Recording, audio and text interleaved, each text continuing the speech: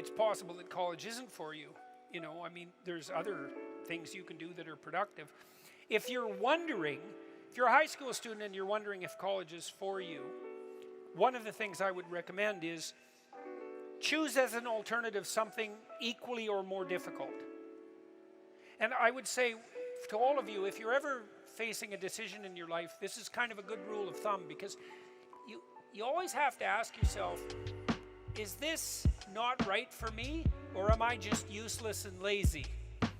And looking for an easy way out, right? Because some people are more prone to that than others. If you're not very conscientious, for example, you're going to be more prone to that sort of thing.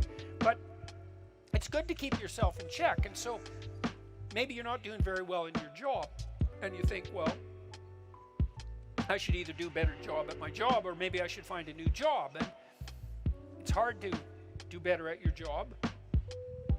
And so then you might wonder if your decision to find a new job is just an escape.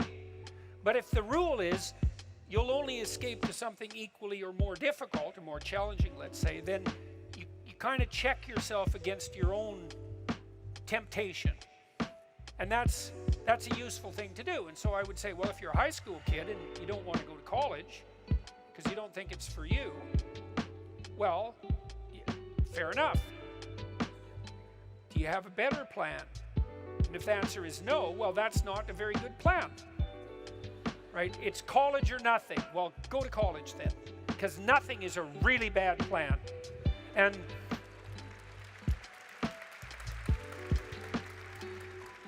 the most miserable 40-year-olds that I dealt with in my clinical practice were pursuing exactly the same nothing at 40 they were pursuing at 20, except they were now 40. And it's just not that cute when you're 40. So it's not that cute when you're 20, really, but it's really not that cute when you're 40.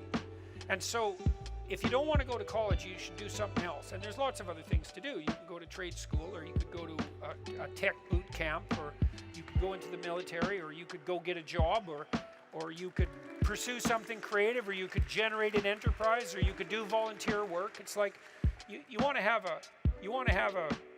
a vision that justifies your decision not to go to college. And you know, you could try college for a year or a semester and see how it goes. And then I would also say, even though I am somewhat and justifiably cynical about higher institutes of higher education, when I went to college and university, particularly university, because the college I went to, which was a small college, was a very good college, and most of the professors there really wanted to teach, and I learned a lot there.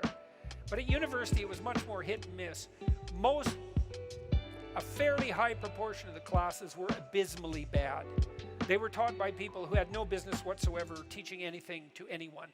Even though they might have been credible researchers, they were terrible communicators. And that was at least one class out of 4. And then another, at least 1 out of 4, wasn't good for other reasons. So even when the universities weren't corrupted to the degree they are now, if you wanted to go to university and get a good education, that was sort of on you. You know, you had to pick and choose between the professors. You had to use your head to find the elements of value. And I think that in most educational institutions you can still do that, although it's not the case that you can do that at all of them. And it's increasingly less likely that that's the case in the humanities, I would say. But I'm not so cynical that I believe it's impossible to go to the typical higher education institute and be careful and learn. Because there's always the library too, you know, and the library is full of books, and books are written by great people, and you can go read the books written by great people, which is what you should be doing when you go to college anyways, or going to university. And you can still do that. And the other advantage to going to college is that you buy an identity, you know, because you can say to people when they say, well, what are you doing? Which is sort of like saying, who are you? You can say, I'm a student.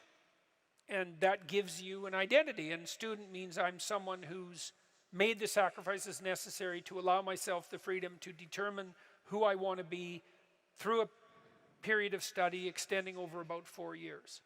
And it's not nothing to buy that identity, right? And to share it with other people. It gives you a walled garden to inhabit while you sort yourself out. And you deprive yourself of that at your peril.